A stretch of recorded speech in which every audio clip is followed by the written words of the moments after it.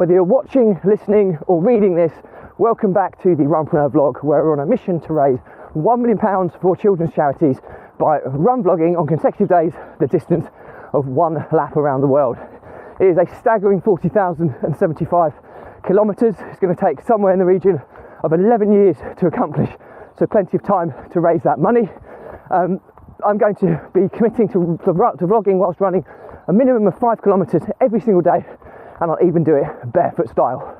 Now, when I vlog about my passions, which are entrepreneurship and running, and most importantly how these topics link together to help people overcome the emotions of stress, overwhelm and anxiety.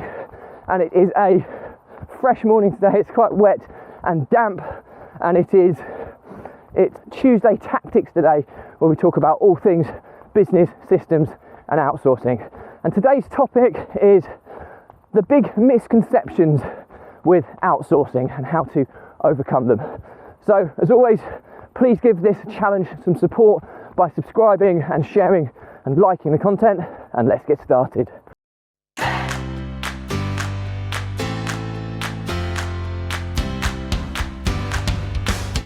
So, the big misconceptions with outsourcing and how do we overcome them? Well, firstly, let me just give you my definition of outsourcing, okay? Now, my definition of outsourcing is anybody but you. So it kind of encompasses delegation as well, but whether they're internal team members or external, if somebody else is doing that work, it's being outsourced in my mind, okay? So that's just to put some kind of clarity around what we're talking about today. So the biggest misconceptions with outsourcing. People are resistant to change, okay? And they're resistant to change for many reasons. And these are the things we come across over and over again when I come across stressed out entrepreneurs doing far too much in their businesses.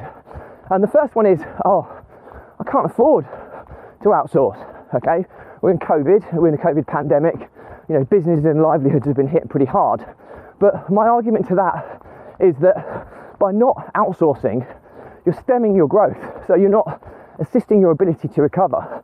Because if you can't afford to outsource to somewhere like the Philippines, for example, where you can get really high skilled talent for between £3 and £4 an hour, then can you afford to remain in business would be the first question. And secondly, if you want to recover, you know, by outsourcing to virtual assistants, for example, you're freeing yourself up from the lower level administrative work, enabling you to focus on chasing the revenue, chasing the income generation activities, which are going to be the difference between you surviving and failing as a business. So absolutely you can afford to outsource, and if you can't afford £3 to £4 an hour for a few hours per week, then in my opinion you can't afford to stay in business. The next one we get is, I don't have the time to outsource. And what they mean by that is that I've tried outsourcing, but you know what, it just takes so long explaining and giving instruction that it would have been quicker for me just to do the task itself. And okay, I get that. Okay, we've all been there when you bring somebody new into your business, okay, the training period, the giving instruction phase can often take a considerable amount of time and investment. But what we've got to look at here is the compounding effect of your investment, your time investment up front. So what you generally would always focus on outsourcing recurring tasks first, okay? They're ones that are going to happen over and over and over again in your business, okay? And what we're going to do here is, yes, the first time you outsource to somebody to do the work of a recurring task, it probably will take you longer explaining it or giving instruction than it would to do it yourself, okay? So you might think, I should do it myself. But then the next time that job or that task comes around, you'll be doing it again and again and again. So the amount of time that's going to take you. Whereas if you just invest that little bit of time and effort in outsourcing at the beginning, then that person's only going to get better and better at doing that work with less and less of your support. And then the compounding effect of that is that task, it might happen every day, it might happen every week, every month, but it'll be done without your involvement. And that's where the real benefit of outsourcing comes, when you get that time back, but you can invest it in the highest income generating or high strategic activities that are geared around growing and scaling your business. So that's the one about that time. The next one is, you know, I'll always be better at doing it than them. They'll never do it as well as me. And you know what? Again, that's very true. They won't do it as well as you. When you outsource to begin with, they're not going to do that task to the same level that you would currently do it at. But over the course of time, they will do it better than you. Okay, and that's the thing that people don't realise. The fact that the more time that these guys spend on these tasks and activity, the better and more proficient they become.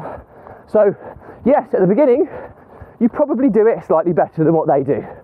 But over the course in time, they will do it to the same level and improve upon your level. So that little bit of investment at the early stages in trusting and empowering them to take this on can lead to productivity gains moving forward. So absolutely, they won't do it as well as you.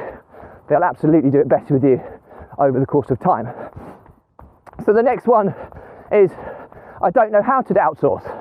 Okay, I don't have the knowledge of how to outsource. Well, I've already explained the issue with sometimes when you bring somebody in, the training and support you have to provide them to get them up to speed can take quite a lot of time. But if you're a seasoned outsourcer, you can speed this process up considerably by using some technology and techniques that can really help. Well, you know, my business now, I have 15 people in the team and I have middle management as well, so I can rely on the middle management to get new recruits up to standard. But when you're starting out and you're bringing the first 1 or 2 people in, then I think there is a value in that face-to-face contact, even though if they're remote workers, then it's probably going to have to be over video conferencing. But there's so many tools at your disposal now to be able to delegate work out. And video recording is a massive, massive part of that. Now, there's so many apps and software out there that you can use. You can use Zoom recordings or Zoom conferencing where you can actually talk that person through and video that call. And that's a training manual. That's a video training manual on how to do that specific task. If you have that conversation explaining how it's done, letting them ask questions and recording the Zoom video, that's one way of doing it. The other way is if you're very experienced at structuring, you know, clarification of what your expectations are when you outsource a task, is a Loom video will do just as well. Okay, but with this, you need to have a very structured approach to doing it. And, you know, there are, you know, in my previous business systems and outsourcing, we had a very, very structured approach to outsourcing work. And the highlights are is that you need to basically tell them what the task is and the reason for doing it. Really, really important for them to understand the context surrounding the work and what it's doing. You then need to tell them what the output is. So what they're going to provide to you upon completion of that task. And then you want to give them a deadline or some form of time element to it, which is when they're going to complete it by. Now, there are other things you can add into the thing, like you need to ensure that you give them all the access details. But if you onboard people correctly at the beginning, they should automatically have all of the access that they need to use the software that you're using. And you can also have checking mechanisms in place if it's a highly complex task.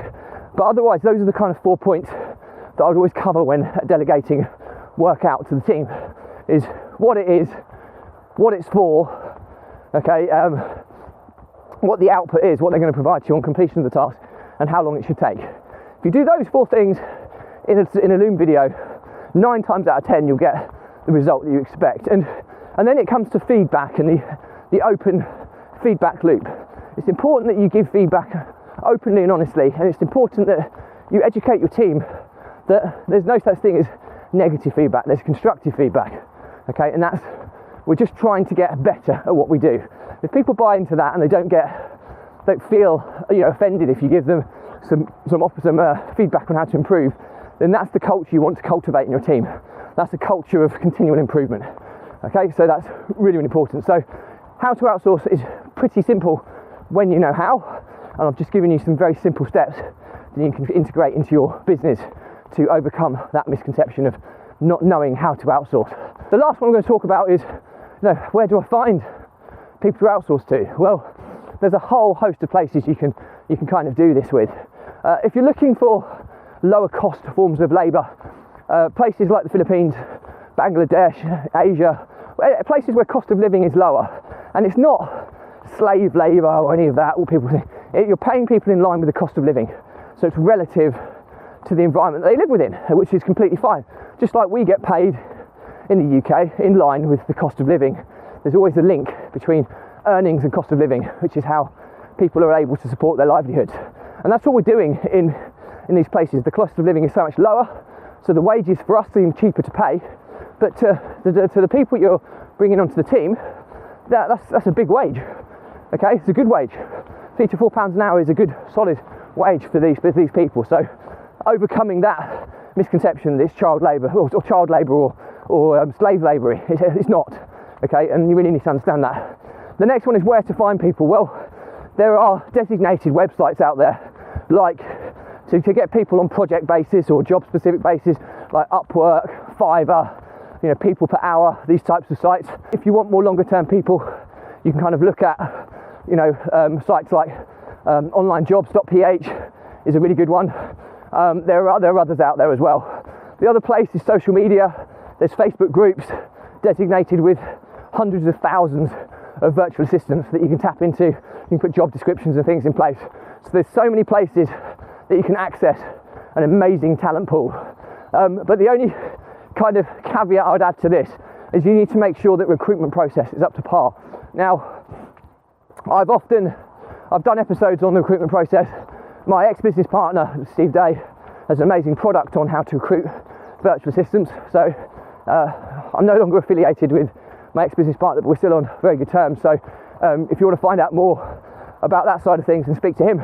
But my model is pretty simple.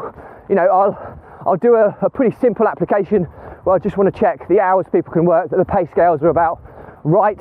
But then what I'll do is I'll often take 2 or 3 virtual assistants on after they've done a video just kind of selling why they're a good fit for me. So I'll give them a job description of what we're looking for them to do.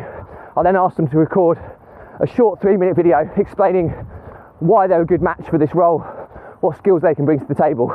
And then I'll quickly wean out maybe the top 2 or 3, and I'll take them on a trial basis for a week maybe.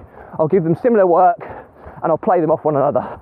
Okay, and then I'll keep the one who's the best. And that's always been a really good way to kind of get really good talent. It's quite a simple way of doing it. You can do a lot more structured approach to this if you're recruiting more people on a more frequent basis and you have a team of people to do that for you, then the structured approach is better. But my approach is kind of a shortcutted method which has worked very well for me in the past, and my success rate of recruiting solid team members has been extremely high. I think I've only had one person that's left me who hasn't been up to standard. So everybody else I've recruited, and that's probably 20 or so over the years, have all been up to standard, so and better, and they develop into truly amazing parts of the business, which is an amazing cause. So hopefully I've given you all of the kind of the main misconceptions with outsourcing, how you can overcome these misconceptions. And I've used each and every one of these. I've been there, I've done that. I've been debating about investing in people. I've been debating about whether I can afford the time to train people up. I've debating about whether the standard of work will be up to standard. I've debated about where I find the right people, and I've debated about how to outsource to them most effectively. I've done all this. I've overcome these misconceptions, and once you do overcome them, it opens the door to a world which is truly full of opportunity, because the 3 pillars of growing and scaling a successful business are systems and processes. Now these will probably be in your head at this stage, so getting them into video format is really, really important. But number 2 is people. Without people, you will not grow and scale a business. Automation will get you so far. You have to have people in your business to grow and scale a successful business, in my honest opinion. It doesn't have to be a huge host of people, but certainly you'd want to build up to a team of 4 to cover each of the main departments in your business. And the third one, is data management. My numbers. When you have the people in place, you have the system and process in place, what's the reporting model to ensure you can see how your business is performing and how it's trending towards hopefully scaling to a successful future. So that's pretty much it for me today. If you've got any questions and stuff, drop me a comment. I'll respond to every one. If there's a bigger question or topic, I'll do a separate vlog episode and tag you in. Please do check the links in my bios where you can keep up to date with this epic challenge of raising £1 million for children's charities, and you can find out how you can get involved and support the challenge. And all that's left to say is that, as always, the content I vlog about is always geared around entrepreneurship and running, and most importantly, how these topics link together to help people overcome the emotions of stress, overwhelm and anxiety by using exercise, or in my case, run vlogging, as a release mechanism to kind of manage and control these daily pressures, weekly pressures that we all experience in the form of stress.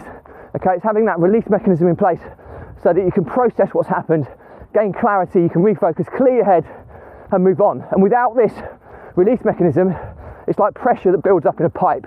If you don't release the pressure, then it grows, and it grows to overwhelm next. If you've got too many things going around in your head, you'll be overwhelmed, and when you're overwhelmed, you just don't know where to start. You almost have a seizure, you freeze, you procrastinate, and then very, very quickly, that overwhelm can turn to panic and anxiety, which is where the pressure builds to such a high level, you're teetering on the edge of mental health issues, and eventually the pipe will burst, and you will have a mental health breakdown.